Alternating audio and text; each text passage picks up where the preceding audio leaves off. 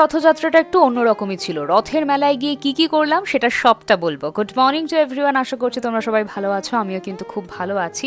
এবছর অনেক দিন আগে থেকেই ডিসাইড করে রেখেছিলাম রথের দিন সকাল সকাল ঘুম থেকে উঠে ব্রেকফাস্টটা করে জিমে চলে যাব, কারণ আমার জিমের একদম সামনেই অনেক বড় একটা মেলা বসে। তো এখানে আমি ওয়ার্কআউট করব কি, আমি আর আমার বান্ধবী দুজনেই ডিসাইড করে রেখেছিলাম তাড়াতাড়ি কিছুটা ওয়ার্কআউট করে চলে আসবো মেলা এক্সপ্লোর করতে। কিন্তু মেলা এক্সপ্লোর কি করব, সামনেই দেখি ফুচকার দোকান, দুজনেই লোভ সামলাতে পারলাম না, খেয়ে নিলাম। ভাবলাম জীবন তো একটাই, একদিন হয় একটু বেশি ওয়ার্কআউট করে নেবো। সত্যি আমরা মেয়েরা বুঝে উঠতে পারি না মেলায় এসে কোনটা ছেড়ে কোনটা কিনবো, আমাদের সবই পছন্দ হয়ে যায়। তাই প্রথমে ভাবলাম আর একটু খাবারই খেয়ে নিই, তাই এখান থেকে কাজুর বরফি খেয়ে নিলাম, এটাও বেশ ভালোই লাগলো।